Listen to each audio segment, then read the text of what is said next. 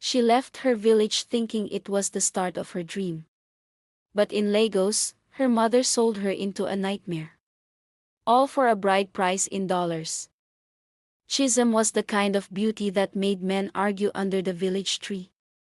They fought over who would marry her, who would win the prize everyone admired, but her mother, Mama Chinyer, had a different dream. One warm night, she sat outside her mud hut, the moonlight glinting off her tired eyes.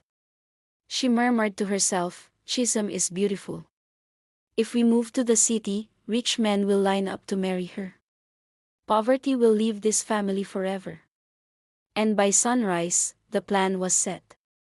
They boarded a rusty bus to Lagos, carrying a battered handbag and a lifetime of expectations. The bus coughed to a halt at the smoky Lagos terminal.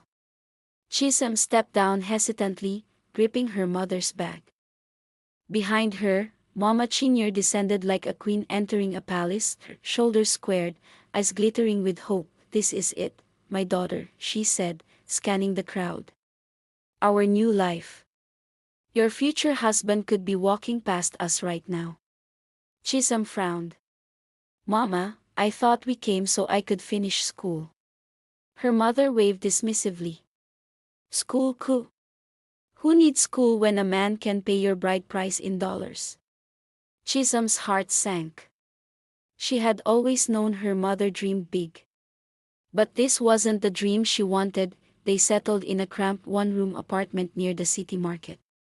Within 2 weeks, Mama Chinyer enrolled Chisom at Madame Page's Event Academy, a shabby finishing school for corporate ushers.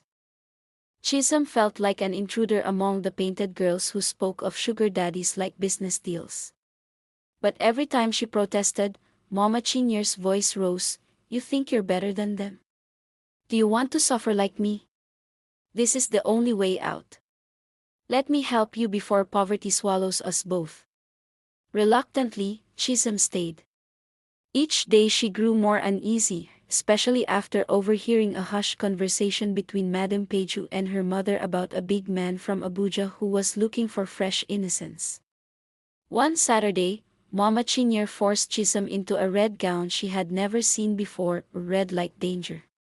She adjusted Chisom's makeup with trembling hands, her face glowing with pride. "We're going to a party tonight," she said. "The man I told you about will be there. Just smile. Act innocent. He likes them quiet." Chisom's stomach churned. The upscale lounge in Lekki was a world of perfume, cigar smoke, and whispered deals. Mama Chinyer left Chisom at the bar and went to speak to a bald man in an expensive kaftan. He turned slowly. His eyes scanned Chisom from head to toe, and lingered. His smile was sly, practiced. "You must be the flower your mother promised," he said. "Call me Chief." That night, as Chief's black SUV purred outside their house, filling the air with promises of sponsorship and a better life, Chisom felt the ground shift beneath her feet. Later, when her mother slept, a soft knock rattled her window. Startled, she peered out and saw a girl, a year older, lipstick smudged, eyes frantic. "Are you Chisom?" The girl whispered. "Listen to me. Don't go with him. Whatever he promises, it's a lie." I barely escaped. Footsteps approached.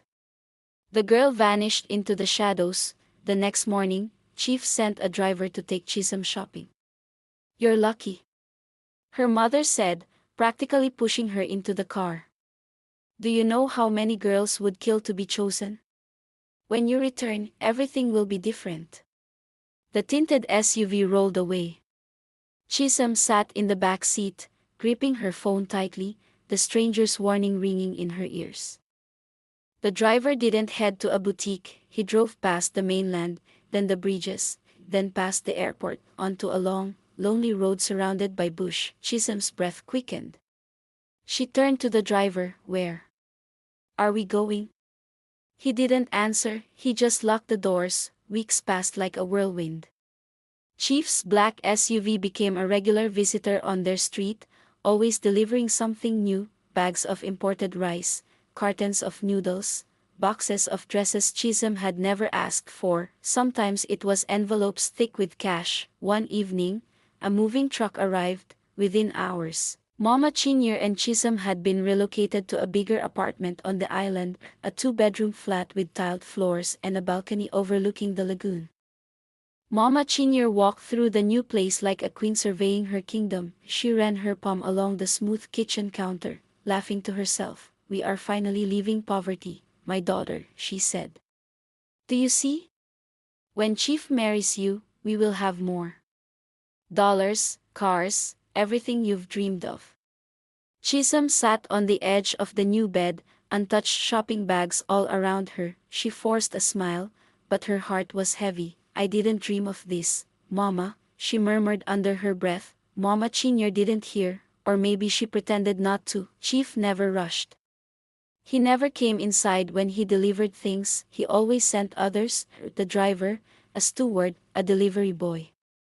And every time Mama Chinyer thanked him on the phone, his reply was always the same: "Anything for my future wife." He had never even taken Chisom on a date, never asked her what she liked, never looked her in the eyes the way a real suitor would, yet her mother's faith in him deepened with every delivery. Chief was no longer a stranger, he had become the door to a better life. Until one day, the call came. It was a Saturday morning. Mama Chinyer was in the kitchen, humming a gospel song, when her phone buzzed. She answered, her voice softening at the sound of his name. Then she turned to Chisom with a smile so wide it frightened her. "Pack your things," she said. "Chief wants you to visit him today." Chisom's stomach dropped, her hands trembled as she clutched the edge of the table. "Visit him? Where?" Mama Chinyer waved her off, still smiling. "You're just going to say hello.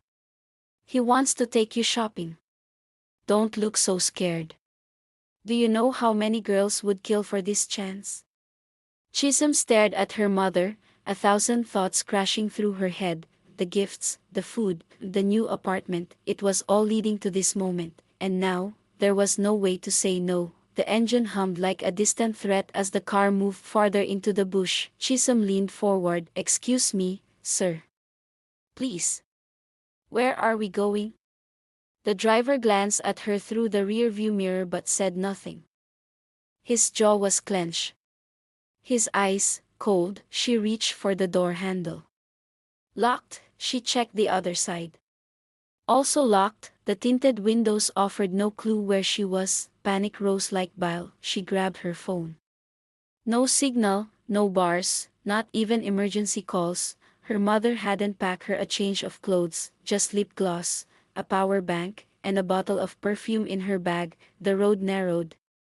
The trees grew thicker. Then, suddenly, the car slowed. Ahead, a rusted black gate, tall, silent. A man in a dark uniform emerged from a small house beside it and opened the gate slowly, nodding at the driver. Chisom's breathing turned shallow. They drove in. The compound was silent. Too silent. No music. No birds. No voices, just a wide building painted in dull gray, with curtains drawn tight across the windows, like it was hiding something, like it didn't want to be seen. The car came to a full stop. The driver stepped out, came around, and opened her door. "Come down," he said simply. She hesitated.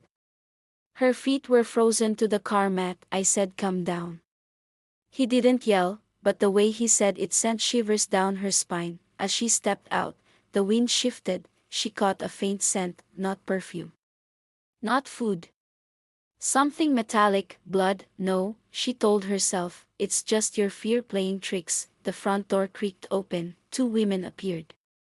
Both dressed in matching peach kaftans. Heavy makeup. No smiles. One held a clipboard, the other scanned Chisom from head to toe. "She's here," one said. "Follow us," the other added. They didn't wait for a reply. The driver handed her bag to one of them, turned around, and drove off. Just like that, Chisom stood alone, no signal, no way back. Only the whisper of the wind, the rustle of dry leaves, and the echo of that stranger's voice in her head. "Don't go with Chief. Whatever he promises, it's a lie."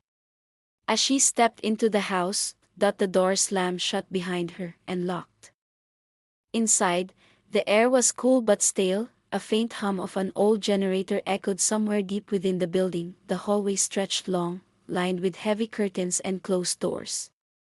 The dim bulbs flickered as if they, too, were nervous. The two women walked ahead briskly without speaking. Their heels clicked in unison on the tiled floor. Click. Click. Click. Like a countdown. Chisom's heart pounded. Please, where are we? She whispered. Neither turned to answer. They led her into a large sitting room with leather couches, a massive flat-screen TV, and portraits of chiefs shaking hands with powerful-looking men. There were no windows open. No sound of the outside world. On a low table, trays of untouched food sat, jollof rice, fried chicken, bottles of wine, like a feast stage for someone else. One of the women motioned to a seat. Sit here. Chief will be down soon. Chisom perched on the edge of the couch, hands gripping her bag tightly. She glanced around. In the corner, a staircase led upstairs. Next to it, a thick wooden door with a steel padlock. Then she noticed something. On the wall opposite her hung a series of photographs, not family portraits, not awards, photos of girls. Young girls.